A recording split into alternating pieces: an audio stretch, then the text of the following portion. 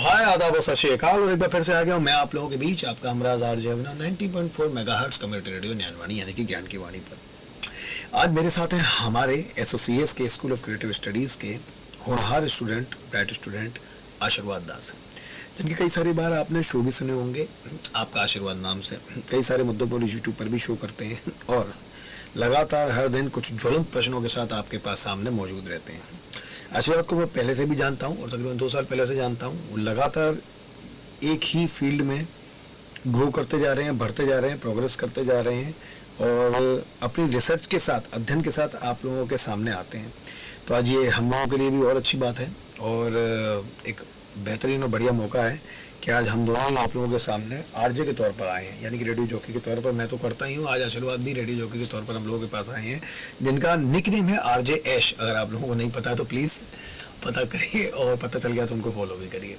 आशीर्वाद से आज मैं सवाल करूँगा कुछ ज़रूरी मुद्दों पर। उनमें से सिर्फ एक ही ज़रूरी मुद्दा है, जेंडर इक्वलिटी। जेंडर इक्वलिटी पर हम उनसे 4-5 सवाल करेंगे, उनके विचार जानेंगे और साथ साथ आप लोगों को हमें किस तरह से जागरूक करना है उसके बारे में बताना है, वो पूछेंगे जी। अगली बात होगी आशीर्वाद की। आशीर्वाद, very warm welcome here. Thank you sir. नमस्ते सर। नमस्ते जी। कोई बात नहीं, आप मुझे अभिनव कैसे, आरजे अभिनव चलेगा, कोई दिक्कत नहीं। और आरजे ऐश, अब पहला सवाल आपसे, मुझे सिर्फ एक ही चीज़ समझनी है आपसे कि what is actually gender equality.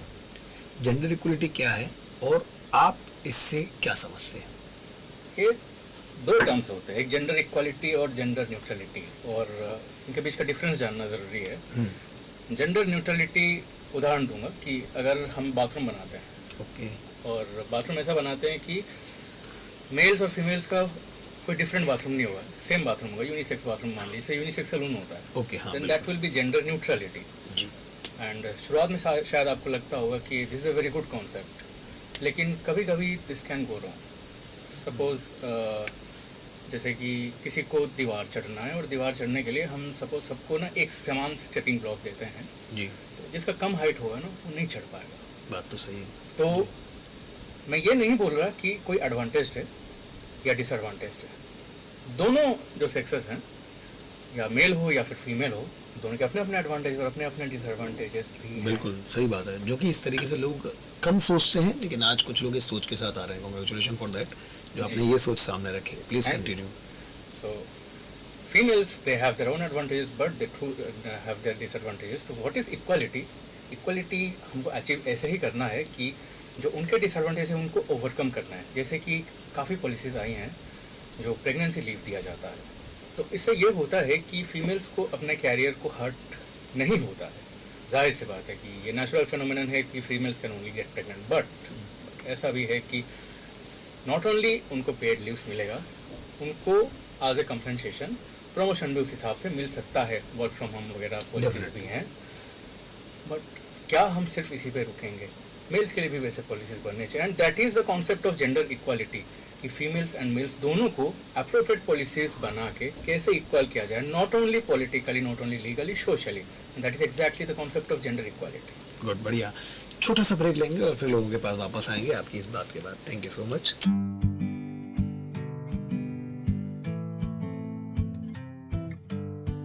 बरसात की बूंदों में छुपा खतरा नन्हा सा, मच्छरों से बच के रहना यही है सबसे अच्छा। मच्छरदानी है कवच हमारा, इसको अपनाए, साफ सफाई का रखे ध्यान, डेंगू से बच जाए।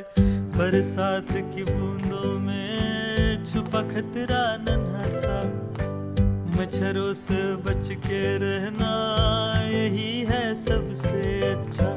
मच्छरदानी है कवच हमारा, इसको अपनाए, साफ सफाई का रखे ध्यान, डेंगू से बच जाए।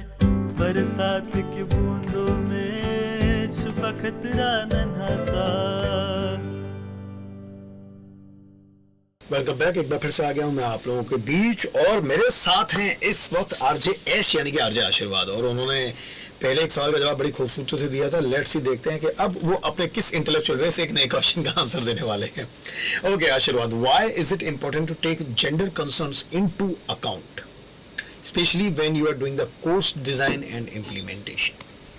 अब जैसे कि मैंने पहले ही कहा व्हाट इक्वालिटी इज़ कि सबके एडवांटेज एंड डिसएडवांटेजेस होते हैं और हमें एडवांटेज को सेलिब्रेट करना चाहिए, डिसएडवांटेज को ओवरकम करना चाहिए ताकि हम इक्वालिटी हासिल करें. And this is the primary reason कि जैसे कि सर ने पूछा कि कोर्स डिज़ाइन एंड इम्प्लीमेंटेशन के वक्त हमें इसको नज़र में रखना चाहिए. बिल्कुल. Like मैं तो कह रहा हूँ आप इसमें एक और चीज भी ऐड कर सकते हैं कि आप वर्क प्लेस में भी कैसे वर्क डिजाइन अगर आप कर रहे हैं, पूरा एक आप सिनेरियो बना रहे हैं या स्पेशली कहते हैं वर्क कल्चर आपके ऑफिस का डिजाइन कर रहे हैं, तो भी आप कैसे इम्प्लीमेंट करेंगे? हाँ, फॉर एग्जांपल अगर हम वर्क कल्चर में इम्प्लीमेंट करने जाते हैं तो हो सकता है काफ़ी लोग सोचे कि मेल्स एंड फीमेल्स के लिए same working time, same working hours and same payment रखना चाहिए. एंड हाँ, ये एक हद तक सही है, मानता हूँ. बट अगर हम सोशली सोचने को जाएं तो what about newly married women, what about women with children? Yes. So can we make some concessions for them? But also for men having babies. Also for them. Even equality is needed there. तो ऐसे में हम ये कर सकते हैं. And in the field of academics, sex education. Sex education is also a method of establishing gender equality. Great. जैसे कि हम फीमेल्स को एजुकेट करते हैं मेल्स के बारे में एंड मेल्स को एजुकेट करते हैं फीमेल्स के बारे में and not only males and females, सबको सबके बारे में एजुकेट करते हैं. And this is how we establish equality. So this is bad how touch, good courses touch, design. Specially वो सब भी जी, bad touch and good touch Yes, जैसे हम लोग exactly. करते हैं Bad एजुकेट touch and वैसे. good touch, जिससे काफ़ी चीज़ें प्रिवेंट होती है, काफ़ी मतलब समाज आगे भी बढ़ सकता है. And this is exactly how the social equality, gender equality can be established. बिल्कुल बढ़िया. मैं आपको खूबसूरती के साथ जवाब दिया. आशीर्वाद, इसके बाद दोबारा सब लोगों को बुलाएंगे. मैं चाहता हूँ इस बार ब्रेक का अनाउंसमेंट आप करें. तो हम वापस आते हैं एक छोटे से ब्रेक के बाद. हम लोग सब बने रहिए 90.4 मेगाहर्ट्ज कम्युनिटी रेडियो पर. Thank you.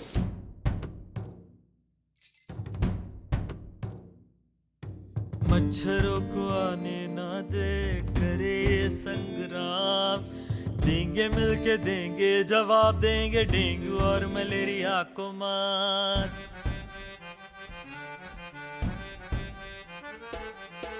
खिड़कियों पे जाली लगाए, रखे दरवाजे बंद.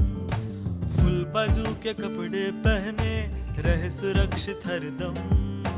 मच्छरों को आने ना दे, करे ये संग्राम. देंगे मिलके देंगे जवाब, देंगे डेंगू और मलेरिया को मात. चेहरे बदन को क्रीम लगाए, रखे घर को साफ सुथरा. स्वच्छता अपना स्वास्थ्य बचाए, बने खुद की रक्षा कवच. फिर से आ गए हम लोग आप लोगों के बीच में वापस 90.4 मेगाहर्ट्ज कम्युनिटी रेडियो ज्ञानवाणी पर. और अब हम अगला सवाल पूछेंगे आशीर्वाद से, जो कि शो लेकर आते हैं आप लोगों के बीच में आपका आशीर्वाद नाम से.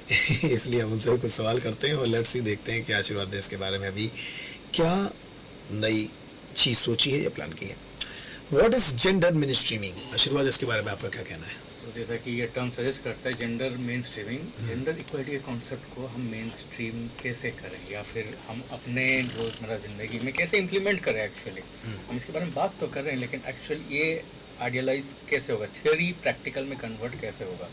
So one of the recent example should be कि जैसे एक पॉलिसी प्रपोज हुआ था कि women should be given period leaves, लेकिन स्मृति ईरानी जी का स्टैंड था इस पर कि शुड नॉट बी. हालांकि आई डोंट नो कि हमारे श्रोताओं का क्या व्यू होगा इस पर. तो कुछ लोगों का मानना था कि हाँ, periods are a painful process, तो इसलिए तब छुट्टी मिलनी चाहिए. लेकिन बट उससे शायद डिस्क्रिमिनेशन होता और शायद पे भी अफेक्ट होता, क्योंकि जाहिर सी बात है महीने भर के काम से अगर थोड़ा सा कुछ परसेंटेज के दिन का काम ना हो तो दूसरे लोग भी अफेक्ट होंगे, दे माइट रिवोल्ट. बस यहाँ पे एंड नहीं होती है मेन स्ट्रीमिंग. अब जैसा कि पार्लियामेंट में हमारा पार्लियामेंट में हो जाए या कॉलेजेस में हो जाए या फिर वर्क प्लेस में हो जाए कि एक वुमेन कोटा रहता है कि this percentage of seats is reserve for women. तो we have to establish this कि हमारे पार्लियामेंट में वुमेन्स को रिप्रेजेंट करने वाले कितने हैं. एक्चुअली ऐसा तो नहीं है जैसे कि पंचायत सीरीज़ में था कि हमारी एक जो पंचायत थी शी वॉज ए फीमेल, लेकिन जो पंचायत के हस्बैंड थे वो जाके राज कर रहे थे. यस, बिल्कुल. तो मतलब सरपंच जबकि वो हैं, जी, पंचायत जी हेड है. This is exactly the concept of mainstreaming. There should be equal representation for women at the policy making level. Policies should be made to represent equality. And let me make this clear, it is both for men and women. अभी हालात ऐसे हैं कि legal procedures में या फिर parliament में या फिर जहाँ भी, it is primarily male dominate field, इसीलिए मैं बोल रहा हूँ कि वुमेन के लिए हमको पॉलिसीज़ चाहिए। Otherwise gender equality means equality for both mails and females. इसका एक दूसरा क्वेश्चन आप लोगों के पास जरूर लेकर आऊँगा मैं, लेकिन पहले एक छोटा सा ब्रेक लेते हैं आप लोगों के पास, दोबारा वापस आते हैं 90.4 मेगाहर्ट्ज़ कम्युनिटी रेडियो नैनवानी पर। Thank you so much.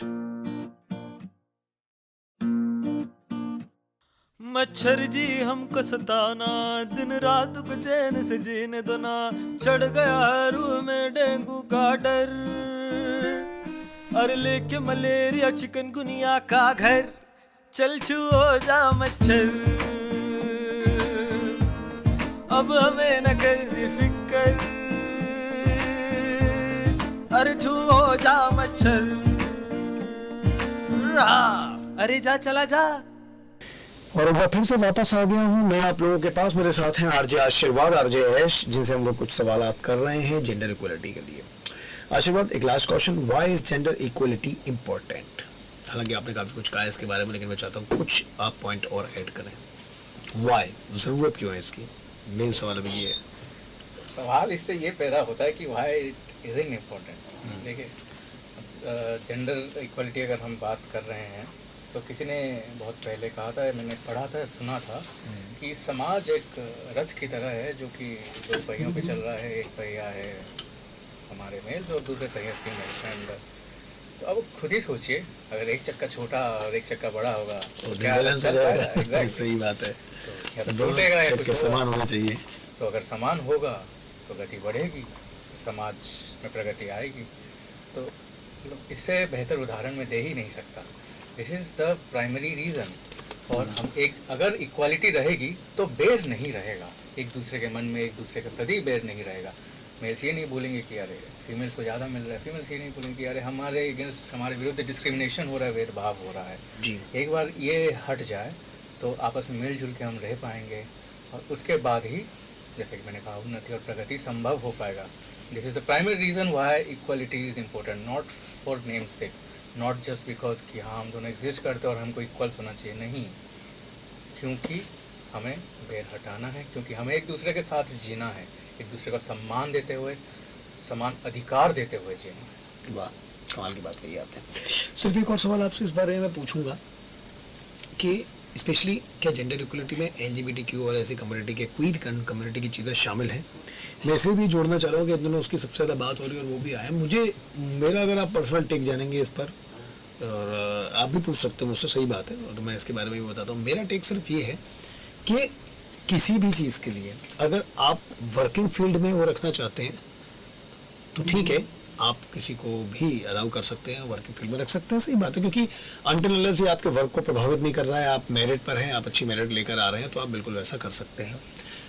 अगर आप किसी को ज़बरदस्ती फोर्स करके वैसा अपनी आइडियोलॉजी नहीं थोप रहे हैं या बनाना नहीं चाह रहे हैं, तो ये बिल्कुल सीमित है और ये बिल्कुल फ्रूटफुल हो सकता है। बल्कि मुझे ये लगता है कि लोग इसमें साथ में मिलकर अच्छा काम कर सकते हैं, जैसे कि मैंने कहा, अनटिल अनलेस अगर ये ज़रूरत से ज़्यादा थोपा ना जाए आपके ऊपर।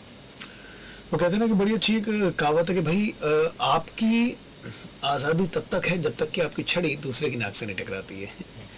तो ये बात बिल्कुल कुछ ऐसी थी, लेकिन मैं फिर भी अब जानना चाहूँगा कि इस पर आपके क्या विचार और आपका टेक क्या है? अब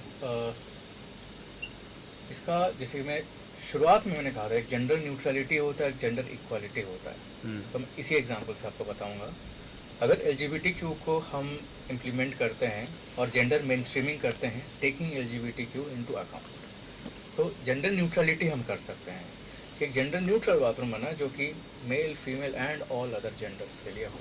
बट जाहिर सी बात है, जो जेंडर न्यूट्रल बाथरूम होगा वो सबको अलाउ नहीं करेगा, सबको अलाउ नहीं। लेकिन अगर हम जेंडर इक्वल बाथरूम करें, फिर gender equal bathroom gender equal नहीं रहेगा, वो जेंडर न्यूट्रल बन जाएगा। कैसे कि अगर हम ट्रांसजेंडर की बात करते हैं, तो मैं आपको, इनकेस आपको नहीं पता होगा तो मैं आपको एक सिंपल ब्रीफ दे देता हूँ कि एक होते हैं who are biologically males but they consider themselves to be females. Definitely, but actually they are considering, and I think you're right, जो इसके बारे में आप बोलना चाह रहे हैं। सॉरी, थोड़ा इंटरप्ट करूंगा कि मैंने भी कुछ वीडियोस और रील्स देखे हैं जो आपने भी शायद देखे होंगे, सो और ये अभी स्पेशली वेस्ट में काफ़ी चल रहा है, तो उसमें स्पेशली एक मेल है जो कि बायोलॉजिकली मेल है, उसने अपनी दाढ़ी भी बढ़ा रखी है अच्छी खासी, जो आती है, जो नेचुरल है मेंस के साथ, हम लोगों के साथ, पर उसने एक नया विग ले लिया है and actually he is considering himself as a female and he was actually forcing a women that he wants to go in the women bathroom or women toilet.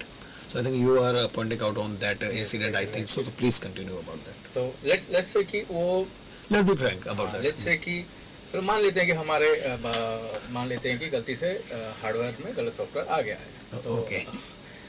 एक मेल बॉडी में female का दिमाग आ गया है, तो अगर वो शख्स एक मेल बाथरूम में जाता है, बीइंग बायोलॉजिकली मेल, तो they will feel uncomfortable because उनके अराउंड मेल्स है।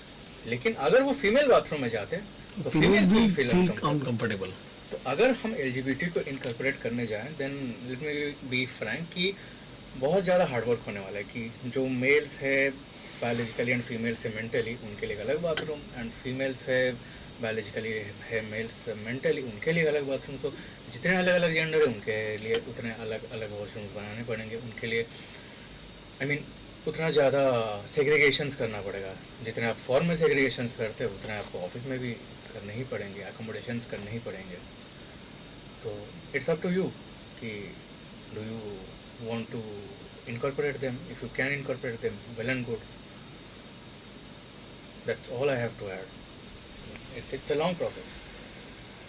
जैसा कि मुझे यहाँ पर खुद बताया आशीर्वाद ने, but I think your thought is right in that view, कि अभी भी मुझे लगता है कि स्पेशली इस चीज़ को लेकर हमें अभी बहुत सोचने की और विचार करने की और आगे बढ़ने की ज़रूरत है, और स्पेशली इंडिया में तो है, क्योंकि कई जगह पर स्पेशली ये भी है कि इसके लिए अगर एक्सेप्टेंस बनाया जाए और अगर कोई कानून बनाया जाए तो उसका यूज़ सही वे में, सही तरीके से हो, एथिकली, मोरली एंड लीगली। तो ये एक नई चुनौती हम लोगों के सामने स्पेशली आएगी ही आएगी। बट जैसा कि मैंने बताया कि अगर आप मेरिट के हिसाब से काम कर रहे हैं, if you are being a DM, और if you want to go into the army, और if you actually want to be a doctor, या आप किसी भी ऐसे नोबल प्रोफेशन में जाना चाह रहे हैं, जाते हैं, तो जहाँ आपकी मेरिट काफ़ी मायने रखती है, तो on the merit, on the basis of merit you can do that. तो मेरे साथ थे आज आरजे आशीर्वाद, आरजे यश, और मैं आरजे अभिनव, आप लोगों के पास 90.4 मेगाहर्ट्ज़ कम्युनिटी रेडियो ज्ञानवाणी पर। थैंक यू सो मच हम लोगों के साथ बने रहने के लिए। Stay tuned, be with us.